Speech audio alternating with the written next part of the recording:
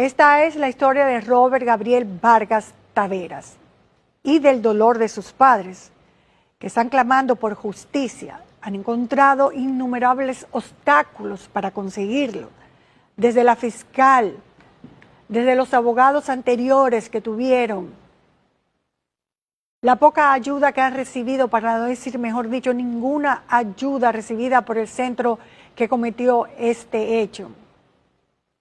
Gente pobre, con necesidad, y ahora ve que su hijo está en este estado. La verdad que es un caso sumamente doloroso. Es una situación trágica.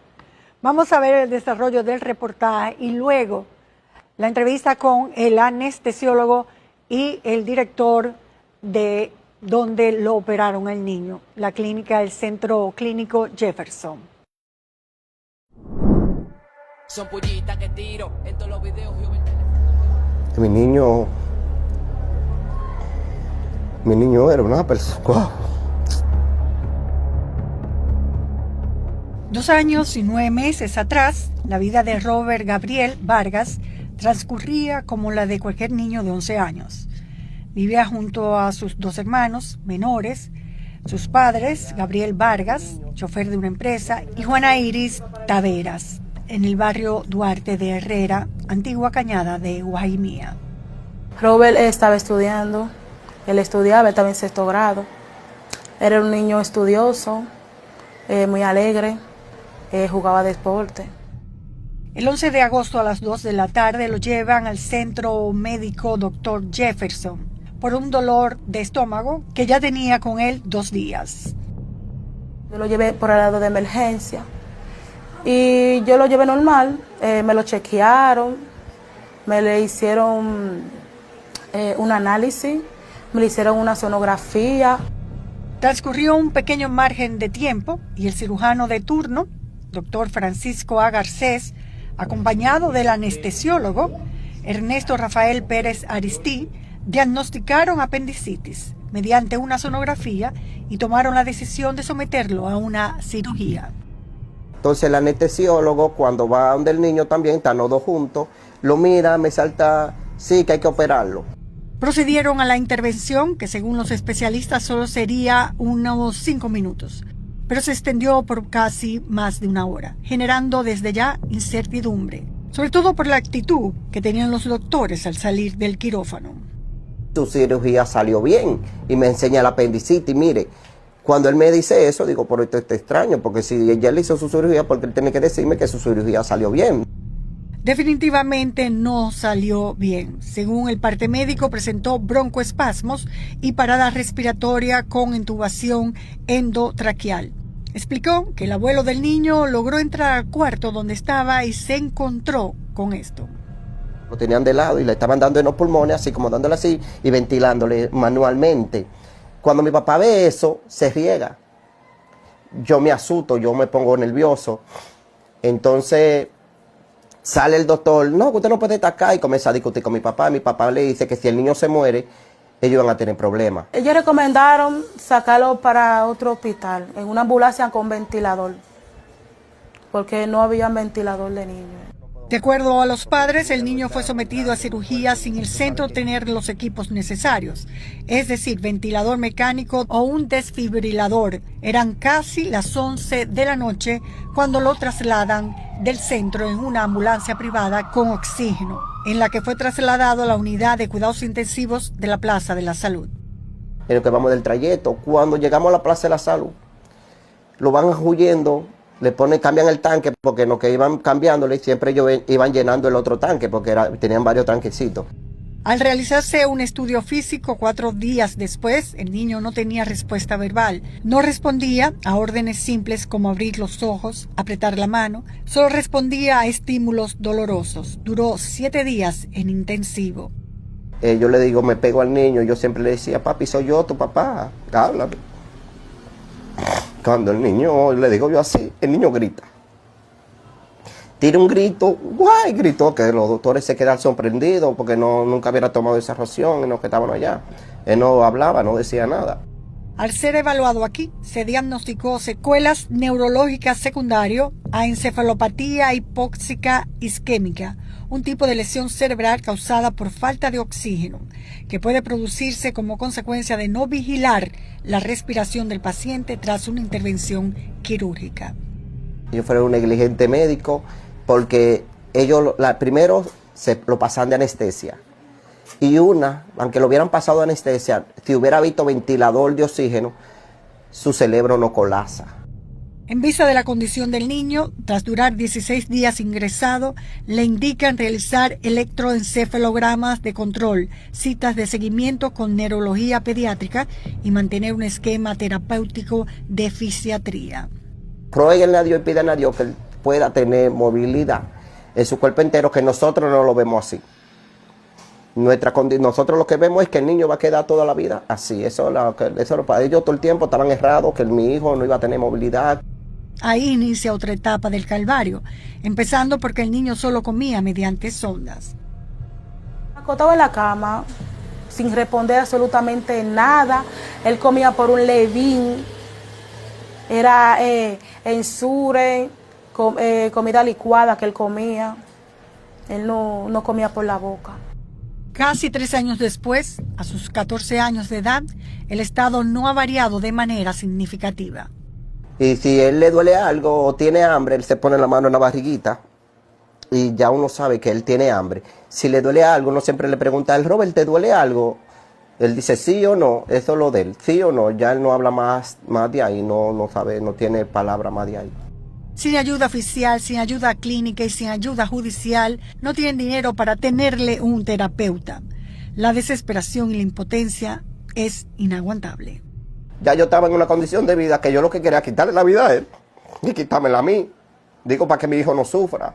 Ya yo ese era mi pensar. Luego de varios intentos, cambio de abogados y luego de varias negativas de la Fiscalía de Santo Domingo Oeste de recibir la querella, cambian de abogado y el 28 de julio presentan formal querella ante la Procuraduría Fiscal de Santo Domingo Este contra los médicos Rosa Elizabeth Medina, Francisco Garcés, Joseph Jefferson Sillier, Ernesto Rafael Pérez Aristi y del Centro Médico Jefferson por realizar una operación sin contar con los equipos necesarios. Cuando viene a ver, podía ser un pelotero de grande liga porque jugaba, como podía ser un doctor, como podía ser un abogado. Mi hijo podía ser una persona en la vida próspero, pero ellos le tronchaban su vida completa a mi niño. La condición que uno está pasando.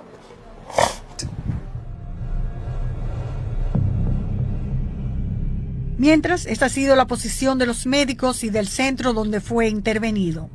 Nunca han venido a ver cómo sigue el niño, cómo están las condiciones del niño. Ellos no, fue un perro, para ellos fue un perro. Pero no es la primera vez que esta clínica tiene mala práctica médica. En 2022 fue condenada al pago de 6 millones de pesos por daños emocionales causados a Miguel Ángel Berigüete Pérez al recibir una inyección en el glúteo izquierdo sin observación del más mínimo deber de vigilancia, supervisión y adiestramiento, y la suma de 2 millones de pesos por los gastos que tuvieron para el tratamiento. Además de que la clínica al momento de efectuar la operación a Robert no tenía todavía la renovación de la licencia de habilitación de salud pública. Esta fue renovada el 9 de septiembre del 2022, un mes después de la operación. Si hubieran tenido la licencia de salud pública, quizás hubieran tenido la versión oficial de que esos equipos sí estaban ahí a la hora de hacer la operación.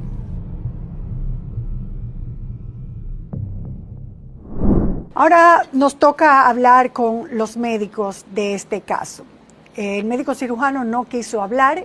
Quien va a hablar es el director propietario del Centro Médico Jefferson y el anestesiólogo, el doctor Ernesto Pérez Aristi. Como dije al principio del reportaje, hablar con médicos no es una cuestión fácil porque ellos saben después lo que tendrían que haber hecho para que no sucediera lo que ocurrió. Lo hicieron. La demostración es que posiblemente no, porque miren cómo quedó el niño, totalmente un vegetal, truncada su vida de una forma realmente alarmante y gravemente triste.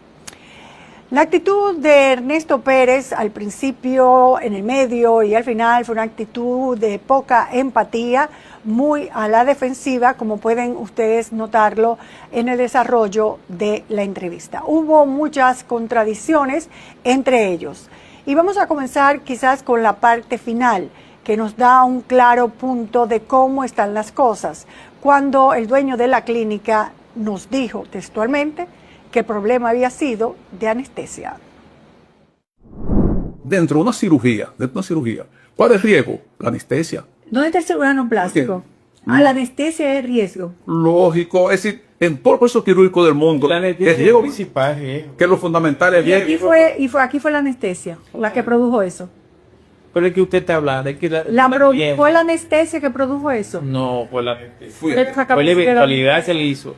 Producida por la anestesia. No. Y entonces, ¿Qué pasa? Pero no hable usted ahora, señor, porque usted dijo que no iba a hablar. Él acaba de decir que la anestesia es el principal problema. Que uno de los riesgos de cualquier Pero en cirugía. este de cualquier cirugía. No, en este caso particular. Anda, ya.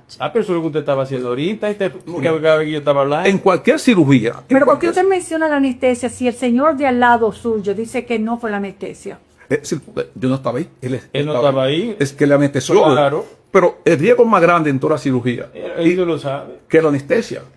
O sea, No lo sabe, dígame que no lo sabe. Pero déjenme boicotear la Yo entrevista. no estoy boicoteando ninguna entrevista. Una cosa, entonces, si ese es el riesgo mayor, eso fue lo que pasó aquí. no, yo no sé poder decir. Yo no estaba ahí. Pero ¿por qué usted menciona entonces la anestesia y no un paro cardíaco? Estoy hablando general. Estoy hablando general. Es decir, Pero sí, en general, eso fue lo que pasó aquí. yo no sé porque yo no estaba ahí. ¿Quién era que estaba ahí? ¿Qué dice su sapiencia médica? No, Nuria, que yo no estaba ahí. Es decir, por lo menos yo no puedo dar opinión de algo que yo no estaba aquí. ¿Cómo lo voy a decir? Yo no estaba ahí. Pero antes el anestesiólogo había establecido que todo había salido correctamente y que si hubiese sido un problema de anestesia habrían sucedido los primeros minutos de la operación y no al final, y que fue un supuesto ataque al corazón que le dio al joven de 11 años. Porque una cosa es que el paciente haya hecho una eventualidad anestésica y otra cosa una eventualidad por la condición quirúrgica de él y por su condición de ama bronquial. Porque si hubiese sido una eventualidad anestésica, inmediatamente yo le pongo la anestesia y 10 minutos está muerto. Y el cirujano ni siquiera opera. Bueno, no sabemos eso. Independientemente de la Eso no anestesia, fue lo que sabemos. cuando terminó la cirugía fue que él hizo la eventualidad. No dice usted.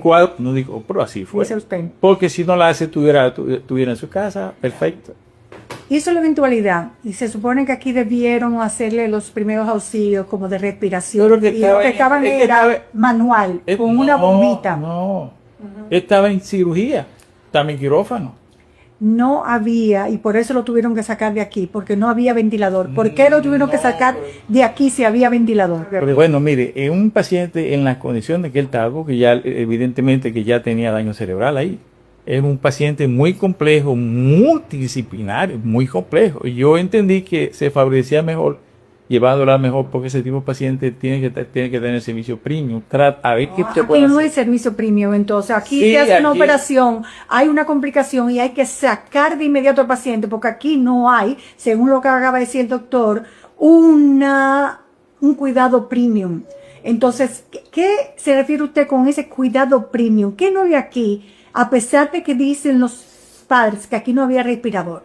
Y el hecho lo demuestra. Porque si hubiera habido un respirador, no a mano, si hubiera habido un respirador, el niño no tuviera deficiencias en el cerebro del oxígeno y la cantidad de tiempo que estuvo sin oxígeno en el cerebro. Le dimos para revivirlo, pero no me ha podido decir nada de eso. Eso es que este no es escenario para esa cosa. ¿Y cuál es el escenario? Sí, en tal caso en los tribunales.